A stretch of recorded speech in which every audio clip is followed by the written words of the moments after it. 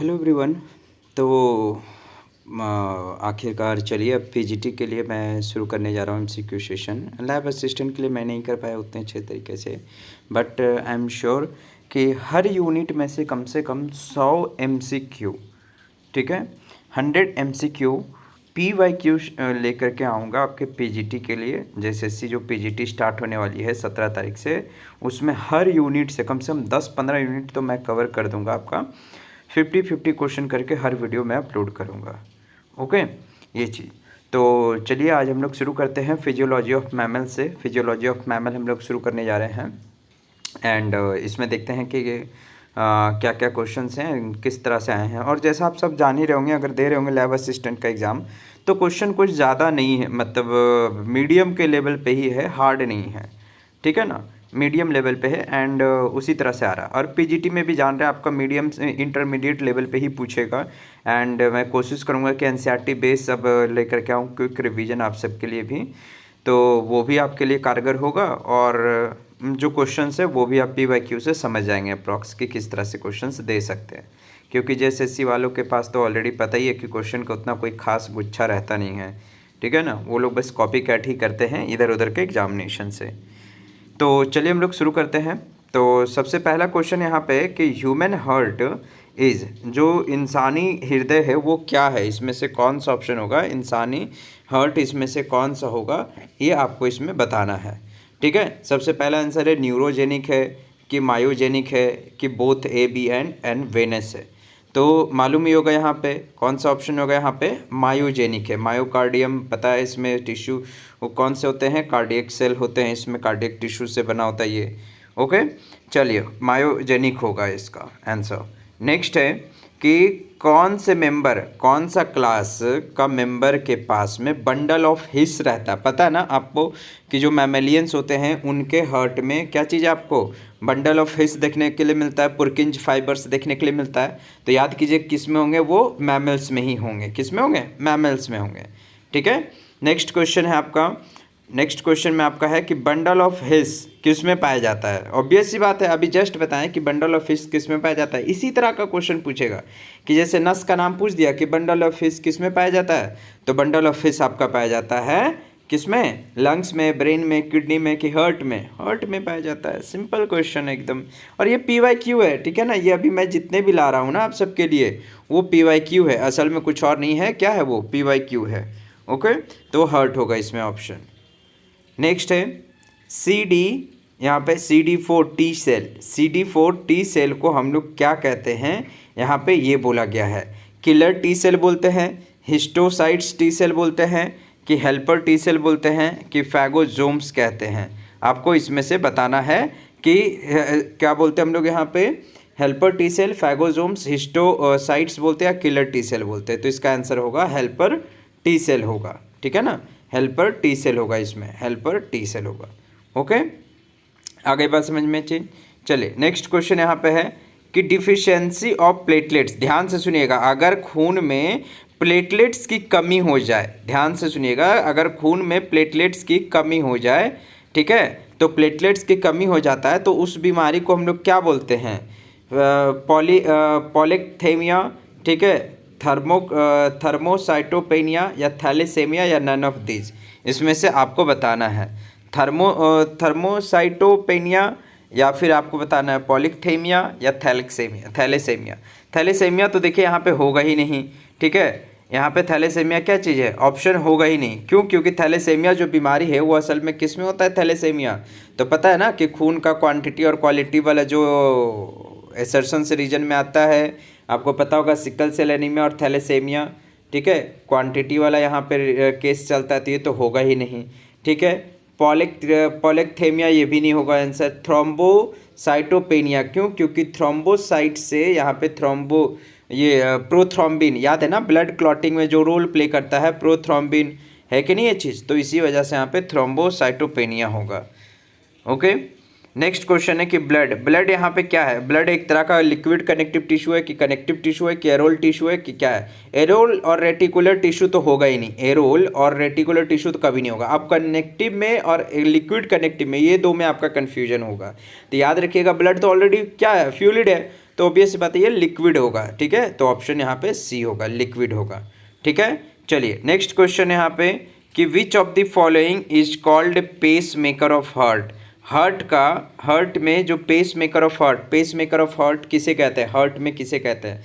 तो याद कीजिए कि जो ये दिल होता है हार्ट, ठीक है ना, इस हार्ट का क्या चीज़ है, आपके पास में 4 चेंबर होते हैं एंड इस वाले कॉर्नर में होता है एक नोड और इस वाले कॉर्नर में एक होता है नोड, ठीक है। इस वाले कॉर्नर का नोड का नाम आप बताएंगे मुझे, ठीक है ना, यहाँ पे इस पोर्शन में, और ये जिस जगह पे जिस पोजीशन पे प्रेजेंट होता है उसका भी आप नाम बताएंगे, ठीक है।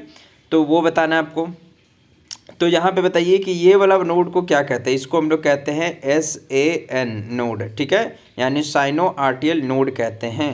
ये होगा ऑप्शन सी होगा, ठीक है। इसमें ऑप्शन क्या होगा, सी होगा, ठीक ना। The pacemaker of vertebrate heart, ठीक है। वर्टिब्रेट में पेस मेकर, वर्टिब्रेट जान ही रहे हैं, वर्टिब्रेट किन्हें कह रहे हैं, हम ही लोग कह रहे हैं, हम मैमल्स के बारे में ही लेकर के कहा जा रहा बात, या वर्टिब्रेट्स में पेस मेकर क्या होता है, हार्ट का पेस मेकर कौन है इसमें। तो ऑब्वियस बात है इसका भी आंसर होगा SA नोड, या साइनोआर्टियल नोड कहिए या SA नोड कहिए, ठीक है। फिर है heartbeat is under control of the following, किसके कंट्रोल में होता है हार्ट बीट। अब ये इंटरेस्टिंग क्वेश्चन, इस तरह का क्वेश्चन आ जाता है ना तो कन्फ्यूजन हो जाता है कि भैया नर्व्स के अंदर में है कि हार्मोन के अंदर में कि एंजाइम्स के अंदर में, किसके अंदर में। तो देखिए ये तीनों ऑप्शन क्या आपका गलत होगा। ऑप्शन होगा ये नर्व्स के भी कंट्रोल में होता है और कुछ हार्मोन के कंट्रोल में भी होता है। और याद होना चाहिए हार्ट के पास में भी क्या होते हैं, हार्मोन्स। हार्ट के लिए भी हार्मोन रिलीज होता है, उसका भी नाम आप बताएंगे कमेंट में, ओके, ये चीज़। चलिए नेक्स्ट क्वेश्चन है कि which of the following the highest amount of urea, किसके पास में सबसे हाईएस्ट अमाउंट ऑफ क्या है यहाँ पे यूरिया प्रेजेंट होता है, किसमें होता है हाईएस्ट अमाउंट ऑफ यूरिया। एक है हिपैटिक, दूसरा हिपैटिक वेन, तीसरा रीनल आर्टरी, रीनल वेन किसमें होगा। तो आप याद कीजिए कि जो किडनी में आपको हिपैटोसाइट में एक नस आता है हर तरफ का खून को लेकर के, कौन आता है, हिपैटिक वेन। तो उसमें आपको क्या है हाईएस्ट अमाउंट ऑफ यूरिया देखने के लिए मिलेगा, हिपैटिक वेन होगा यहाँ पे। बाकी ये 3 गलत होंगे। आगे बात समझ में क्या होगा, हिपैटिक वेन होगा। नेक्स्ट क्वेश्चन यहाँ पे कि नॉर्मल सिस्टोलिक प्रेशर, इंसान में कितना सिस्टोलिक प्रेशर होता है। अब ये देखिए एकदम कॉमन सा क्वेश्चन है, ठीक है ना, कि कितना mmHg का सिस्टोलिक और डायस्टोलिक वाला यहाँ पे आपसे क्या ब्लड प्रेशर पूछा गया है कि इंसान का। तो 90 से लेकर के 120 होता है, कितना 90 और 120 के अथी में अप्रॉक्स में mmHg होता है। Next question, a healthy man smallest type of, क्या यहाँ पर पूछा है कि एक हेल्दी मैन के अंदर में सबसे स्मॉलेस्ट ल्यूकोसाइट क्या होता है, ठीक है। एक स्मॉलेस्ट ल्यूकोसाइट क्या होता है, तो लिम्फोसाइट होगा, ठीक है। सबसे स्मॉलेस्ट WBC ल्यूकोसाइट के बारे में पूछा है, ठीक है, ये चीज़। तो लिम्फोसाइट होगा, लिम्फोसाइट सबसे छोटा होता है। लिम्फोसाइट कितना टाइप का होता है, B type and T type का होता है, B एंड T लिम्फोसाइट्स होते हैं। Dissociation curve of haemoglobin, haemoglobin का जो कर्व आपको बना करके ये दिखाया जाता है ना, इस तरह का ऐसे कर्व करके ये बनाया जाता है जो कर्व, ये असल में कर्व है क्या, किस तरह का ये कर्व दिखता है, सीधी रेखा हाइपरबोलिक होता है कि पैराबोलिक होता है कि सिग्मॉइड होता है। तो याद रखिएगा सिग्मॉइड, क्यों, क्योंकि एस शेप का कोई भी अगर कर्व आपको बनते हुए दिख गया ना, इस तरह का एस शेप का कोई भी कर्व, तो इसको हम लोग क्या बोलते हैं, सिग्मॉइडल कर्व बोलते हैं, ठीक है, सिग्मॉइड कर्व होगा, आंसर डी होगा। RBC का कलर लाल क्यों होता है, ऑब्वियस सी बात है, इसमें आयन होते हैं, खून में हमारा लोहा होता है, ठीक है, आयरन, तो फेरिक आयन होगा, ठीक है ना, ऑप्शन सी, ठीक है। इसलिए बोलते हैं ना इंसान के खून में कितना आयरन है, ओके, फेरिक आयन होता है। नेक्स्ट क्वेश्चन है, चलिए यहाँ पे, which of the following required for maturation of erythrocytes, इसमें से कौन सा किसका ज़्यादा ज़रूरत होता है, किस चीज़ के लिए। तो इथायरोसाइट का क्या है मैचुरेशन, इथायरोसाइट किसको बोल रहे भैया, ऑब्वियस सी बात है कि खून के बारे में यहाँ पे बात हो रहा है, RBC के बारे में। तो कौन सा विटामिन ज़रूरत होता है, विटामिन B12 का ज़रूरत होता है, ठीक है, विटामिन B12 का। नेक्स्ट है, एक हेमोग्लोबिन कितना ऑक्सीजन मॉलिक्यूल को बाइंड करता है, याद होगा कि एक ऑक्सीजन, ये जो RBC है, ठीक है, इसमें क्या चीज़ है, O2 बाइंड होता है, इसमें कितना मॉलिक्यूल O2 का बाइंड होता है, तो 4 मॉलिक्यूल, कितना 4 मॉलिक्यूल बाइंड होता है, एक RBC में 4 मॉलिक्यूल बाइंड होता है। Next, symptom of sickle cell anaemia. Sickle cell anaemia भी बताए थे कि लाल रक्त में ही कुछ बीमारी होता है। तो लाल रक्त में क्या होता है ना कि जो आरबीसी है वो कुछ इस तरह का शेप का हो जाता है, हसुआ का शेप का हो जाता है, ऐसे हसुआ का शेप का। ठीक है, sickle cell anaemia, sickle shape का आरबीसी हो जाता है, ऑप्शन सी होगा यहाँ पे। ठीक, pacemaker of human heart is located. आप बताइए किस वाले आरटीएम। अभी जस्ट कुछ देर पहले हम बताए थे कि हम लोग का हार्ट होता है, ठीक है, और हार्ट में किस जगह पे आपको देखने के लिए मिलेगा साइनो आर्टियल नोड। ठीक है ना, पेस मेकर कहाँ पे लोकेटेड होता है। अब बताइए, ऊपर वाला को तो आरटीएम कहते हैं, नीचे वाला को वेंट्रल। अब किस तरफ का हम लोग आरवी कहते हैं, किस तरफ का को एलवी आरए कहते हैं, फिर एलए कहते हैं, फिर आरवी कहते हैं, एंड फिर एलवी कहते हैं। ठीक है, ये चीज़ तो कहाँ पे होगा, राइट आरटीएम में होगा। ठीक है, समझ में आ गया बात, ये चीज़ राइट आरटीएम में प्रेजेंट होता है। नेक्स्ट है कोआगुलेशन ऑफ ब्लड। कौन सा एंजाइम का ज़्यादा ज़रूरत होता है कोआगुलेशन के टाइम में, खून को जमने के टाइम में। ठीक है, तो खून को जमने के टाइम में कौन सा होता है यहाँ पे ज़रूरत, तो थ्रोम्बिन का ज़रूरत होता है। क्यों, क्योंकि थ्रोम्बिन एंजाइम ही क्या चीज़ है, फिब्रिनोजेन को कन्वर्ट करता है। किस में, यहाँ पे असल में प्रोथ्रोम्बिन से कन्वर्ट होता है, प्रोथ्रोम्बिन से कन्वर्ट होता है थ्रोम्बिन में। ठीक है ना, और फिर प्रोथ्रोम्बिन कन्वर्ट करता है फिब्रिनोजेन को, किस में, फिब्रिन में कन्वर्ट करता है। आगे बात समझ में ये चीज़ क्लियर है, किस में कन्वर्ट करता है, फिब्रिन में करता है। चलिए नेक्स्ट में यहाँ पे किडनी स्टोन क्या है, एक तरह का किडनी स्टोन यहाँ पे पूछ रहा है कि क्या है भैया, किडनी स्टोन क्या चीज़ है। पथरी जो होता है, पथरी क्या है, वही पथरी जो किडनी में पथरी हो जाता है, तो बालू जमा हो जाता है पथरी किडनी के अंदर में, कुछ प्रोटीन आकर के जम जाता है, या ब्लॉकेज ऑफ फैट जम जाता है, या फिर ऑक्जेलेट क्रिस्टलाइज होता है, कुछ ऐसा क्रिस्टल के फॉर्म में। तो याद होना चाहिए यही होगा ऑप्शन ऑक्जेलेट। कुछ सॉल्ट्स होते हैं, असल में ऑक्जेलेट्स क्या है यहाँ पे बोल रहा है, सॉल्ट्स सच एज, जिसको हम लोग ऑक्जेलेट्स कहते हैं, यही नमक होता है असल में वो। Glucose reabsorption occur in, glucose का रीअब्जॉर्प्शन कहाँ पे होता है। अब किडनी का अगर स्ट्रक्चर मालूम होगा, एक नेफ्रॉन का स्ट्रक्चर, तो नेफ्रॉन के स्ट्रक्चर में हम लोग पढ़े थे कि बोमेंस कैप्सूल होता है, फिर यहाँ पे क्या है, पीसीटी होगा, फिर ये लूप ऑफ एनएल होता है, फिर ये डीसीटी होता है, और फिर यहाँ पे ये कलेक्टिंग डक्ट होता नहीं ये चीज़। तो हमको एक बात बताइए कि ये जो बोमेंस कैप्सूल हो गया, ये पीसीटी हो गया, ठीक है, और ये लूप ऑफ एनएल हो गया, और ये डीसीटी हो गया, और ये कलेक्टिंग डक्ट हो गया। आगे बात समझ में चाहिए। तो कहाँ पे, किस जगह पे ये रीअब्जॉर्प्शन होता है ग्लूकोज का, तो पीसीटी में, प्रॉक्सिमल टिब्यूल, ये वाला पीसीटी में। ठीक है, पीसीटी में याद रखिएगा, ग्लूकोज का रीअब्जॉर्प्शन पीसीटी में ही हो जाता है। नेक्स्ट है पोडोसाइट सेल्स। पोडोसाइट सेल्स कहाँ देखने मिलेगा। अब इस तरह का जो स्पेशल सेल्स होता है ना, इसका नाम पूछ देता है। पोडोसाइट सेल स्पेशली हमको कहाँ देखने के लिए मिलेगा, किडनी में। कहाँ, किडनी में। किडनी में किस जगह पे, बोमेंस कैप्सूल में। Metanephric kidney are found in, metanephric kidney आपको कहाँ देखने के लिए मिलेगा। ठीक है, कि जो मेटानेफ्रिक किडनी होते हैं वो कहाँ देखने मिलेंगे, केवल मैमल्स में, रेप्टिलिया में, कि इन तीनों में, बर्ड्स में भी, किस में, बर्ड्स में, मैमल्स में, रेप्टिलिया में। तो ऑब्वियस सी बात है सब में देखने मिलेगा, सब में नहीं, मतलब रेप्टिलिया, बर्ड्स, मैमल्स में देखने मिलेंगे। ठीक है ना, ये चीज़ आगे बात समझ में, याद रखिएगा इसको। चलिए कोलैकल, कोलैकल पता होगा ना, कोलैकल किसको बोल रहे थे, याद है कि कोलैकल जैसे ये रेस्पिरेटरी ट्रैक आया, ठीक है, यहाँ से मल निकला, यहाँ से गैमीट भी निकलेगा। ठीक है ना, ये गैमीट वाला रास्ता हो गया, और ये एक कॉमन चैम्बर में जा करके खुलता है, इसको कोलैकल कैविटी कहते हैं। और यहीं पे क्या होता है कि मेटिंग होता है, जैसे कि यहाँ पे कोई भी मेल बर्ड है, मान के चलिए ऐसे, तो मेल बर्ड क्या करता है ना कि अपना आ करके इस जगह पे क्या चीज़ है कि ये रिलीज कर देता है ये स्पर्म को, और फीमेल में ये फिर इंटर करता है और फिर जा करके फ्यूज करता है। फिर ये क्या, फीमेल अपने बॉडी से एक्सक्रेटरी सी पैसेज में रिलीज कर देती है, और यहीं पे फिर क्या है, यहाँ से फिर निकलता है वेस्ट। यहाँ पे भी एक ओपनिंग होता है, इस जगह पे ओपनिंग होता है। ठीक है, यहीं से फिर क्या है, वेस्ट निकलता है, तो इसको बोलते हैं कोलैकल कैविटी। ऐसा ध्यान से सुनिए, कोलैकल जो कैविटी है ना, असल में कोलैकल कैविटी कुछ और नहीं है। कोलैकल कैविटी क्या है, जैसे कि ये रेस्पिरेटरी ट्रैक, ये गंदगी वाला नल आया, रास्ता आया, और ये क्या है, ये गैमीट वाला है, और ये दोनों एक चैम्बर में जा कर के खुल रहा है। अब इंसानों में क्या होता है, इससे समझिए, इंसान का क्या है कि मूत्र द्वार जो होता है कि पेनिस यूरेथ्रा जो है वो एक अलग ओपन हो रहा है, एकदम डायरेक्टली ओपन हो जा रहा बाहर की ओर, और जो वेस्ट प्रोडक्ट वाला वो भी ओपन हो जा रहा है, यानी गैमीट भी निकलने का रास्ता और वेस्ट का भी निकलने का रास्ता वो डायरेक्ट ओपन हो रहा है। लेकिन कुछ जीवों में ऐसे होते हैं कि गैमीट निकलने का जो होता है ना, ये शुक्राणु या फिर जो अंडा होता है गैमीट, मेल गैमीट और फीमेल गैमीट, वो एक चैम्बर में आकर के निकलता है। ठीक उसी तरीके से वेस्ट भी एक चैम्बर में आकर के निकलता है, तो उसको हम लोग बोलते हैं कोलेक्टल कैविटी कहते हैं। ओके, चलिए, तो इसका आंसर होगा ऑल। यहाँ पे urea formation take place in body, obvious सी बात है। यूरिया कहाँ बनता है हमारे शरीर में, तो यहाँ पे ऑप्शन बताने का भी हमको ज़रूरत नहीं है, आपको पता होगा। लीवर, किडनी, यहाँ पे यूरिनरी ब्लैडर की यूरेथ्रा। अब कितने लोग इसमें लीवर मत कर दीजिएगा, ठीक है। क्या होगा इसमें, यहाँ पे किडनी होगा कि लीवर होगा, तो ऑब्वियस सी बात है इसमें लीवर होगा यूरिया। कितने लोग किडनी कर देते हैं, ठीक है। नेक्स्ट है एनिमल एक्सक्रेटिंग यूरिया। जो यूरिया निकालता है उसको क्या बोलते हैं?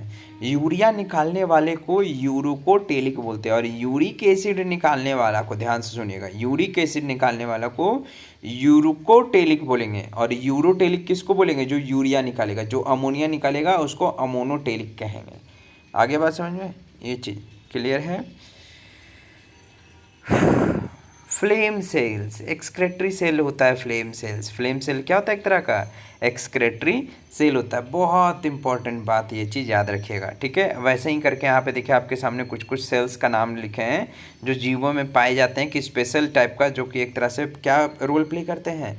एक्सक्रीशन में रोल प्ले करते हैं, ठीक है ना।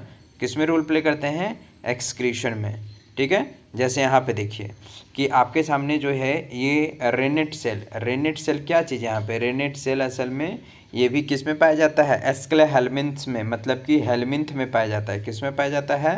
हेल्मिन्थ में, ठीक है ना। हेल्मिन्थ मतलब हेल्मिन्थ में भी किस में? एस्क्लेहेल्मिन्थ में। याद रखिएगा, एस्क्लेहेल्मिन्थ को हम लोग क्या बोलते हैं? एस्क्लेहेल्मिन्थ को हम लोग राउंड वॉर्म के नाम से भी जानते हैं। क्या बोलते हैं उसको? राउंड वॉर्म के नाम से भी जानते हैं। आगे बात समझ में, चीज़ क्या बोलते हैं उसको? एस्क्लेहेल्मिन्थ का कॉमन नेम क्या है? राउंड वॉर्म, राउंड वॉर्म कहते हैं, ठीक है। नेफ्रेडिया किस में देखने मिलेगा? एनेलिडा में देखने मिलेगा। केपर्स ऑर्गन किस में? मोलस्का में देखने मिलेगा, यूनो में, ठीक है। केपर्स ग्लैंड होता है इसके पास, केपर्स ऑर्गन होते हैं। मेल्फिजियन ट्यूब्यूल्स आर्थ्रोपोडा में, ठीक है, कीट फटिंगे वाले में।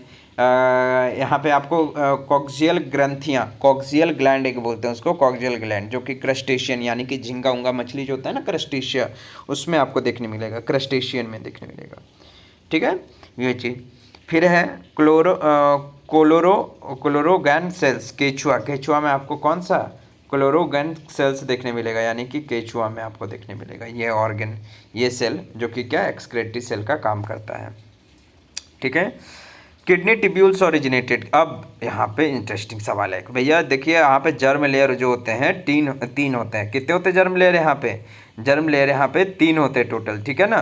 तो 3 होते कौन सा है? एक्टोडर्म, मेसोडर्म और इंडोडर्म, ठीक है। एंडोडर्म और एक एक्टोडर्म होता है, और एक क्या होता है? मेसोडर्म होता है, ठीक है ना।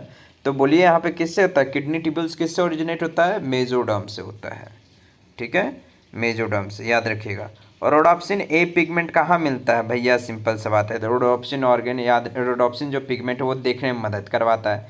तो इसमें कौन सा सेल आँख में होता है? कॉमन सेंस वाली बात है, रेटिना होता है, तो याद रखिएगा रेटिनल सेल्स में देखने मिलेगा, ठीक है।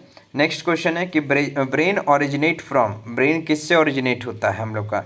एक्टोडर्म, मेसोडर्म की एंडोडर्म? तो इसमें भी होगा मेसोडर्म, ठीक है ना।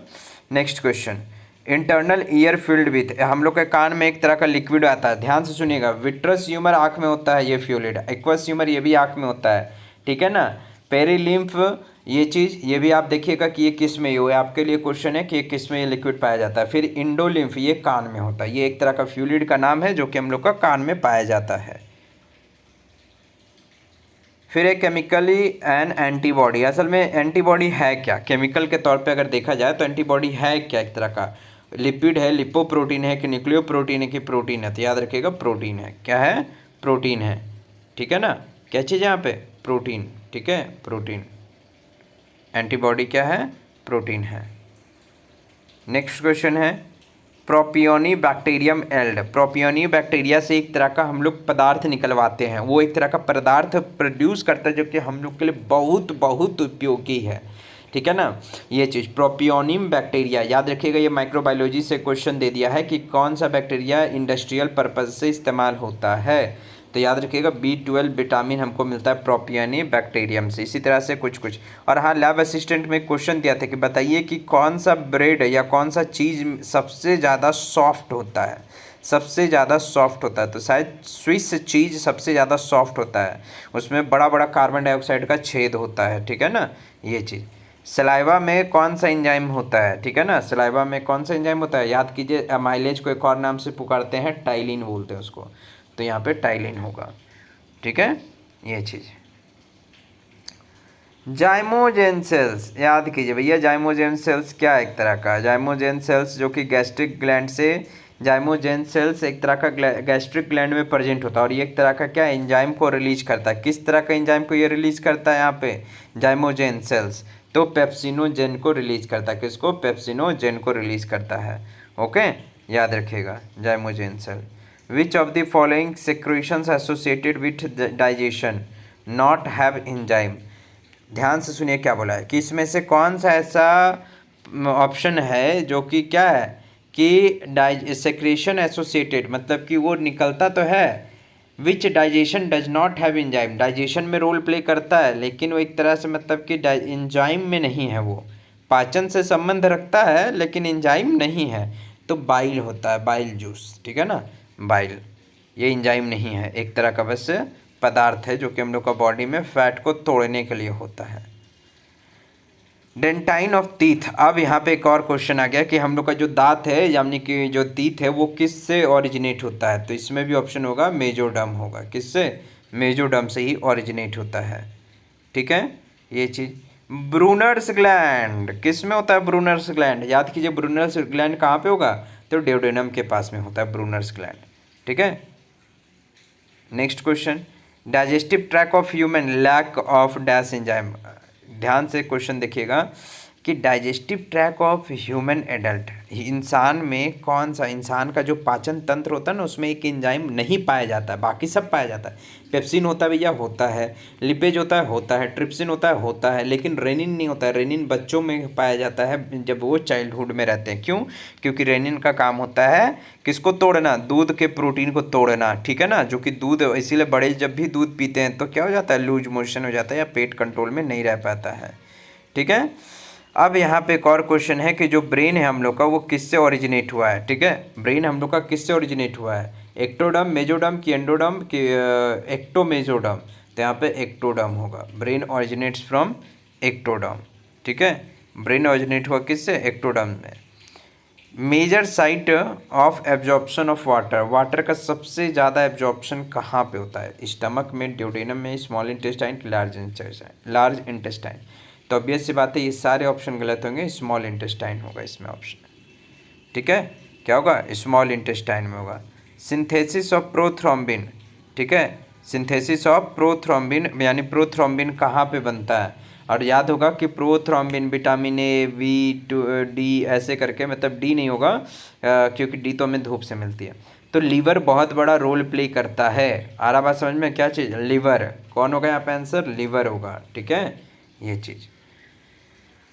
आगे बात समझ में, cystic duct comes out from, cystic duct हमें कहाँ से निकलता हुआ दिखता है, सिस्टिक डक्ट याद कीजिए कि गैल bladder, hepatic lobe, pancreatic lobe की किडनी से, तो सिस्टिक डक्ट हमें कहाँ से निकलता हुआ दिखेगा, सिस्टिक डक्ट यहाँ पे याद कीजिए कि ऐसे बहुत सारे डक्ट होते हैं, मतलब कि hepato pancreatic duct, common duct होगा एक नाम ऐसे करके, तो सबका नाम याद रखिएगा कि वो किस जगह से निकलता है, तो जैसे यहाँ पे सिस्टिक डक्ट गैल ब्लैडर से निकलता है, ठीक है, और लीवर से क्या निकलेगा, हिपैटो डक्ट निकलेगा, और लीवर और पैनक्रिया का जब डक्ट मिल जाता है इस तरह से, जैसे होता है ना बाइल डक्ट, एक आ रहा होता है क्या चीज़, लीवर से आ रहा होता है और एक पैनक्रिया से निकल रहा होता है, तो ये जब मिल जाता है तो इसको कॉमन बाइल डक्ट कहते हैं, लेकिन इस जगह पे, इस वाले पोर्शन पे हम लोग बोलते हैं हिपैटो पैनक्रियाटिक डक्ट, क्यों, क्योंकि इधर से ऊपर से लीवर का डक्ट आ रहा होता है, इधर से पैनक्रियाज का आ रहा होता है। मेरे इस डायग्राम को, इस लाइनिंग को तभी समझ पा रहे होंगे जब आप देखे होंगे एक ना एक बार क्या चीज़, उस डायग्राम को, उस फिगर को, हिपैटो पैनक्रियाटिक डक्ट को, तभी आप इमेजिन कर पा रहे होंगे, ठीक है, नहीं तो देखिए तब आप समझ पाएंगे। तो इसको बोलते हैं हिपैटो पैनक्रियाटिक डक्ट, यहाँ वाला हिस्सा को बोलते हैं। लेकिन जब गैल ब्लैडर से निकल रहा होता है तो इसी को हम लोग बोलते हैं क्या चीज़, सिस्टिक डक्ट बोलते हैं। आगे बात समझ में ये चीज़ क्लियर है, इसको हम लोग क्या बोलते हैं, सिस्टिक डक्ट बोलते हैं। तो चलिए आज का क्वेश्चन यहीं पे ख़त्म होता है, समाप्त होता है। एंड अब नेक्स्ट पार्ट 2 में आपका बाकी जो बचा हुआ पोर्शन है डाइजेशन से एंड कुछ कुछ और क्वेश्चंस हैं ह्यूमन फिजियोलॉजी से, उससे आपका 50 क्वेश्चन मैं लेके आऊँगा एंड दूसरे पार्ट में। एंड जब देखते हैं तो पूरा वीडियो कम से कम देखा कीजिए कि क्वेश्चन जो भी है वो आपका लड़ सकता है पीजीटी में। ये मैं आपके दावे के साथ में मतलब कह सकता हूँ कि इसमें से बहुत सारा क्वेश्चन आपका लड़ेगा, पीवाईक्यू सेशन से बहुत क्वेश्चन उठा करके दे रहे हैं। ओके, तो चलिए हम लोग मिलते हैं नेक्स्ट सेशन में, नेक्स्ट वीडियो में, इसके नेक्स्ट पार्ट के साथ में, फिजियोलॉजी ऑफ मैमल्स के साथ में। आगे बात समझ में? ओके, तो चलिए, थैंक यू।